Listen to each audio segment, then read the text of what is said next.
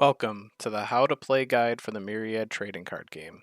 My name is Justin, and I'm here to guide you through your first game through the mystical world of Myriad. Myriad is built to be a two-person player versus player card game. Both players play the game as a Bright, a human with the inhuman ability to split their soul apart and give life to things that both living and not. By destroying all of your opponent's life cards and dealing a final direct attack, you steal your opponent's soul and claim victory from your opponent.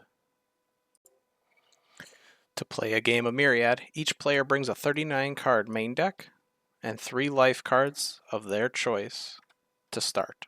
Each player will shuffle their main deck, place the 3 life cards face down in front of them, and draw a hand of 6 cards. Players will find a way to determine who goes first, rolling a dice, flipping a coin, whichever both players can agree upon. Once a turn player has been decided, each player will flip their face down life cards face up, and the game is now ready to be played. Turns can be divided into 3 main parts: draw, main phase, and end phase. In the draw phase, the turn player draws 2 cards off the top of their deck, recovers their soul points up to 3, and then they go to their main phase. The only exception is the player that starts the game. In the main phase, the turn player can perform any actions in any combination of playing a soul to their battlefield either face up or face down, readying a soul they control, attacking with a soul they control, using the ability of one of their life cards, or playing a wits card from their hand. In order to play a soul, ready a soul, or attack with a soul, a player must use a soul point. At the start of a turn, each player starts their turn with 3 soul points, which refreshes at the start of each of their turns. As you lose life cards, you start the turn with an additional soul point for each life card you own that is destroyed. So in this example, if I started the turn and I had 2 destroyed life cards, I would start the turn with 5 soul points.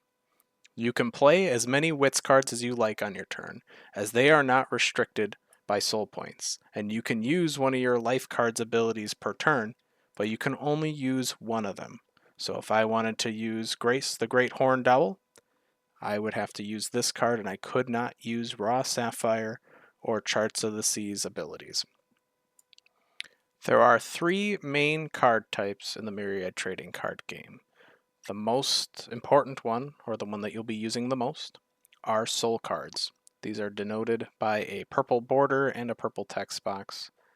What these cards do is they allow you to deal damage to your opponent, while also being the source of your downfall as well. The upper top stat is going to be the attack stat. I'll explain combat in a moment, but that stat is important to whether or not they are destroyed and you take damage. Then, a little bit lower underneath the art, you'll have a type box. Right underneath that is the effect text box. You have their name and their life cost, which is inside of the red gem heart. We also have wits cards in the game, which are going to be denoted by a green border and a green coloring inside the text box. Wits cards are going to be more of your changing the battle card. It's not going to win you the game, but it will get you closer to that with your soul cards. These have a text box, a name, and some of them do have a life cost that must be paid on resolution. The third and final card type are the life cards. You're going to have a name, a type, and a life attached to it. So that means if this card were to take 6 damage, it would have run out of life. Most of these cards also have an ability and a when destroyed effect. When these cards reach that maximum life threshold, they break and they are destroyed, and you will get the effect tied to whatever their when destroyed effect is. While Myriad is played on a 3x3 style grid, this game is a lane-based combat game, meaning that if I was to declare an attack with Foo Flare Turi here in my left column, it would be attacking down this column towards Toadbird here. So, let's start explaining some of the combat examples that we may have. Combat happens in 3 steps: attack declaration, defender declaration, and damage. First, if I am the attacking player, I will choose my soul to attack, and I will use it, turning it sideways. This is attack declaration. From here, we will go to defender declaration. If my opponent has any face-up ready souls, then they will have to block with them first, before this attack becomes a direct attack. So, Toadbert, being ready and in the way, will immediately become a defender. Defenders do not have to become used to block. So, now that this has been declared a defender, we will move to damage. My attack is 100, denoted on the top there.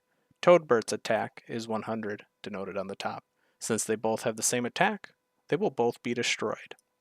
Whenever a soul you control is destroyed, you will take damage equal to the bottom right value, which is the heart denoted in the bottom right corner.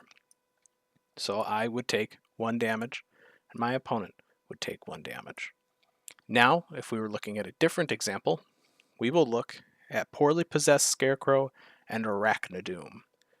Looking at my attack value, mine's 1,000, and my opponent's is 100. Looks like an easy win for me, so I will take it. I will attack my opponent, an attack declaration. My opponent, because this is a ready soul, will have to declare it as a defender, and we will go to damage. With mine having 1,000 and theirs having 100, Arachnodoom would be destroyed, and I would have won combat. In a separate example here, we have Soulful Stone and Arachnodoom, but my opponent has a face-down card. In Myriad, the grid gives you positioning opportunities. So, if I were to declare an attack with Poorly Possessed Scarecrow, it enters combat with the first ready soul in any given column. So, if my Soulful Stone is here and ready, these 2 souls would actually enter combat. So I wouldn't want to do that particularly.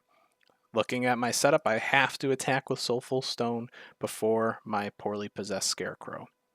Looking at my opponent's cards, they have a face-down card and a face-up Arachnodoom, which I know I can destroy. However, I don't know what this face-down card is. In Myriad, if you are the defender of a declared attack and you have a face-down card here, you would be able to flip this up as a defender, permitting you can. If my opponent's cards were positioned this way, I would declare an attack, and the first possible defender, Arachnodoom, would have to block. They would not get the opportunity to flip that card face up. In the other situation here, I declare an attack, and their first card that could become a defender is this face-down card. That leaves my opponent with many different options. They can either choose to let the attack pass over this face-down card and block with Arachnodoom, or they can flip this up as a surprise defender, and with 2,000 attack to my 1,000, I would lose combat, and I would take that 1 damage. Face-down cards on the battlefield are not considered souls. They are just cards, and they are hidden knowledge from the game.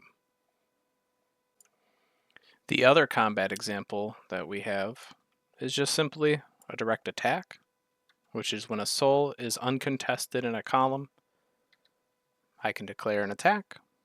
My opponent has no defenders to declare. I will deal damage to my opponent equal to my soul's bottom right life value. Or, if my opponent controls a used soul and I declare an attack, it will pass over this used soul. This used soul cannot be declared as a defender. Further, if they had a face-down card and they decided not to defend with it, this would just be a direct attack as well. Once you've decided that you've taken plenty of actions on your turn, or you've run out of soul points, you've run out of cards in hand, you're just done with your turn, you can declare that you end your turn, and then your opponent will take the exact same actions, drawing 2 cards for the start of their turn, refreshing their soul points, and playing the game. And that's the game of Myriad. Thank you very much for watching. We will put the Discord link in the description below. If you have any comments, please put them on the video, or join the Discord and reach out to the community. Thank you again, and have a great rest of your day.